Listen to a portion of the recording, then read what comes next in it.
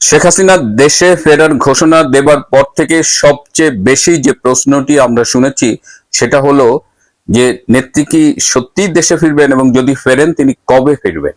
এবার সেই প্রশ্নের জবাব শেখ হাসিনা নিজেই দিয়েছেন বিশ্বখ্যাত সংবাদ সংস্থা রয়টারের সাথে এক টেলিফোন ইন্টারভিউতে। আজকে এই বিষয়টি নিয়ে আলোচনা করব, শেষ পর্যন্ত সাথে থাকবে। আসসালামু আলাইকুম, আদাব এবং নমস্কার। দীর্ঘদিন যে প্রশ্নের উত্তরটি আপনারা জানতে চেয়েছিলেন সেই উত্তরটি শেখ হাসিনা অবশেষে নিজেই দিয়েছেন এবং সেটি তার এই নির্বাসিত জীবনের প্রথম টেলিফোন সাক্ষাৎকারের মাধ্যমে রয়টার্সকে তিনি জানিয়েছেন। তিনি আগামী ডিসেম্বরের মধ্যে বাংলাদেশে ফিরবেন এবং তিনি একা ফিরবেন না, তার সাথে আওয়ামী লীগের কেন্দ্রীয় অনেক নেতাই ফিরে আসবেন, এমনকি যে আসাদুজ্জামান কামাল সাবেক স্বরাষ্ট্রমন্ত্রী তিনিও তার সাথে ফিরবেন। এবারের প্রত্যাবর্তনটি ৭৫-এর পরবর্তী ৮১ সালের যে প্রত্যাবর্তন তার চেয়ে সামান্য আলাদা। এবারে তিনি বাংলাদেশের একটি অবৈধ আদালত কর্তৃক মৃত্যুদণ্ড প্রাপ্ত এবং এমন একটা সময়ে তিনি ফেরবার ঘোষণা দিলেন যখন বাংলাদেশ আওয়ামী লীগের কার্যক্রমের উপরে নিষেধাজ্ঞা আরোপিত হয়েছে এবং বলাও হয়েছে, স্বরাষ্ট্রমন্ত্রী বলেছেন যে তার কথাকে যদি আমরা বিশ্লেষণ করি তাহলে বোঝা যায় যে আওয়ামী লীগকে তারা আদালতের মাধ্যমে নিষিদ্ধ করবার একটা অপচেষ্টা করবে। ঠিক এইরকম সময়ে শেখ হাসিনা যে সাক্ষাৎকারটি দিয়েছেন সেখানে শুধু যে ডিসেম্বরে ফিরবেন তাই নয়, বরং তিনি এই আশঙ্কাও ব্যক্ত করেছেন যে তিনি ফিরলে গ্রেপ্তার হতে পারেন, এমনকি তাকে হত্যাও করা হতে পারে। ৮১ সালে যখন তিনি ফিরেছিলেন তখনও কিন্তু তার জীবনের ঝুঁকি ছিল এবং ফেরার আগে তিনি নিউজউইক ম্যাগাজিনের সাথে প্রদত্ত এক সাক্ষাৎকারে বলেছিলেন যে তবু তিনি ফিরবেন এবং মৃত্যুকে শেখ হাসিনা কখনো ভয় পায়নি। এটা আমরা অতীতেও দেখেছি, এর আগে অন্তত ২০ বার তাকে হত্যার চেষ্টা করা হয়েছে, বিশেষ করে ২০০৪ সালের ২১শে অগস্ট, তারপরে চিটাগাঙে ৮৮ সালের জানুয়ারিতে, এমনকি এই যে ২৪ সালের ৫ই অগস্ট মূল পরিকল্পনায় তাকে হত্যার নীল নকশা করা হয়েছিল। সুতরাং হত্যার ভয় দেখিয়ে তাকে যে দমানো যাবে না সেটা তিনি আবারও প্রমাণ করলেন। কিন্তু ডিসেম্বরে তিনি যখন ফিরবেন তখন আজকের যে বাংলাদেশটাকে আমরা দেখছি এবং আজকের যে অবস্থা আপনাদের সাথে কথা বলছি, এই জুলাই থেকে ডিসেম্বর এর মধ্যে কি কি পরিবর্তন আসবে সেদিকেও আমাদের নজর রাখতে হবে। শেখ হাসিনা তার সাক্ষাৎকারে খুব স্পষ্ট করে বলেছেন যে বর্তমানে বাংলাদেশে তার নেতা কর্মীদের উপরে যে পরিমাণ নৃশংসতা, নির্যাতন, অত্যাচার চলছে, সেই মুহূর্তে তিনি ফিরে এসে বিচারের মুখোমুখি হতে চান এবং তিনি প্রয়োজনে বাংলাদেশের মাটিতে মৃত্যুবরণ করতে চান যেখানে তার বাবা মা ভাইয়েরা রক্ত ঝরিয়েছে এবং যে দেশের মাটিতে তারা সমাহিত। শেখ হাসিনা যখন কয়েকদিন আগে বললেন যে তিনি দেশে ফিরবেন তখন থেকেই দেশের ভেতরে কিন্তু অনেক কিছু বদলে গেছে। সরকারি অফিসে অনেক কর্মচারীর আচরণ বদলে গেছে।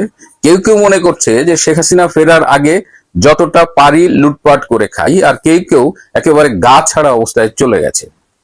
এদিকে শেখ হাসিনা ফিরলে যাদের স্বার্থের সবচেয়ে বেশি ক্ষতি হবে তারা কিন্তু এখন থেকেই নড়ে চড়ে বসেছে। তার মধ্যে একটা হলো প্রথম আলো এবং ডেইলি স্টার। আপনারা খেয়াল করে থাকবেন যে তাদের সাম্প্রতিক কলামগুলো এবং তাদের রিপোর্টিং সম্পূর্ণ বদলে গেছে এবং তারা শেখ হাসিনার কোন ছবিটা ব্যবহার করছে। এই যে তাদের কিছু কেনা ভাড়াটে কলামিস্ট আছে মহিউদ্দিন আহমেদের মতো, তাদের কলামগুলো আগামীতে আপনারা খেয়াল রাখবেন। একদিকে প্রথম আলো গোষ্ঠীর মতো যারা ছিল তারা ভয় পাচ্ছে, সরকারি অফিসে উদাসীনতা দেখা দিয়েছে, এদিকে শেখ হাসিনা খুব ডিটারমিন্ড হতে বলেছেন তিনি ফিরবেন। আমাদের কয়েকদিন আগেই লন্ডনে নির্বাসিত যিনি আজকে প্রধানমন্ত্রী তারেক রহমান, যিনি মুচলেকা দিয়ে রাজনীতি ছেড়ে চলে গিয়েছিলেন এবং তার সব মামলা প্রত্যাহারের পরেও তিনি বাংলাদেশে ফিরতে সাহস পাননি এবং তিনি বলেছেন যে তিনি চাইলেই ফিরতে পারেন না, অনেক কন্ডিশন আছে। অথচ মৃত্যুদণ্ডের রায় মাথায় নিয়ে শেখ হাসিনা সাহসের সাথে ফিরছেন, মৃত্যু ঝুঁকি মাথায় নিয়ে তিনি ফিরছেন। তার এই ঘোষণায় বাংলাদেশের রাজনীতিতে আবারও নতুন করে আলোচনার সৃষ্টি হয়েছে এবং যারা শেখ হাসিনাকে চেনেন তারা জানেন যে তাকে ভাঙা যায় কিন্তু মচকানো যায় না।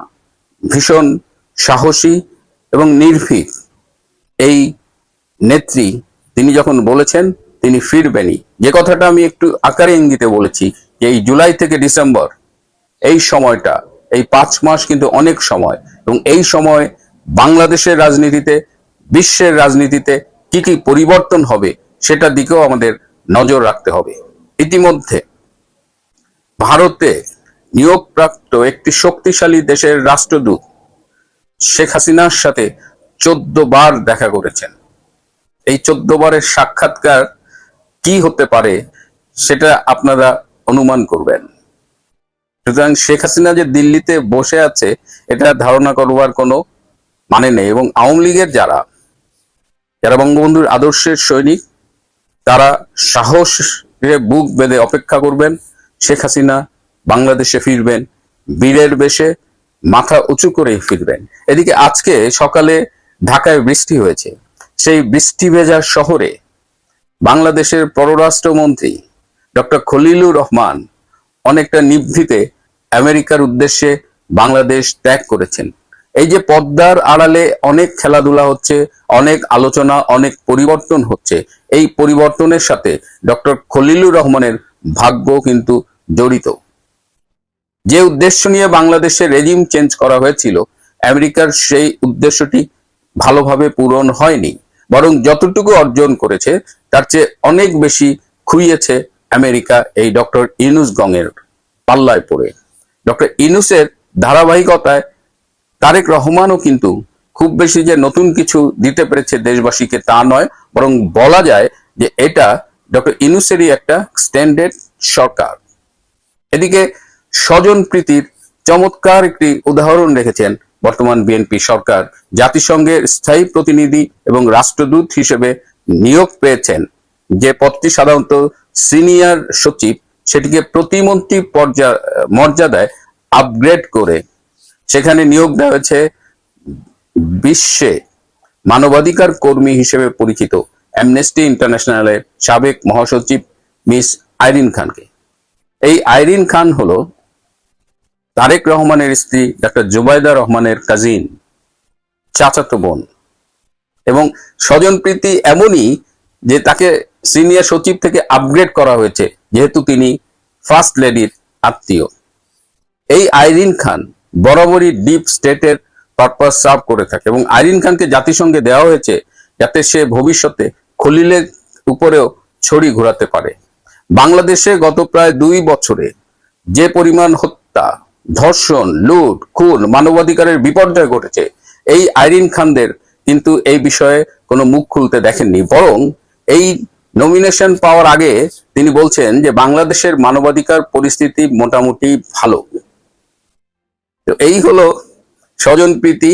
আওয়ামী লীগের বিরুদ্ধে স্বজনপ্রীতির অভিযোগ যারা করতেন তাদের জন্য এটি একটি শিক্ষণীয় বিষয়। অবশ্য যারা আওয়ামী লীগের সমালোচনা করতেন তারা এই ঘটনা থেকে কোনো শিক্ষা নেবেন না, কারণ তারাও ওই ডিপ স্টেটের আইদার পেইড অথবা আওয়ামী বিদ্বেষ থেকে তারা এমন এমন কথা বলেন যেটা বাংলাদেশের স্বাধীনতা বিরোধী জামাত, বিএনপি এদের পক্ষেই যায়, সেটা জেনে করুক, সুবিধা ভোগ করে করুক, অথবা অজান্তেই বলুক।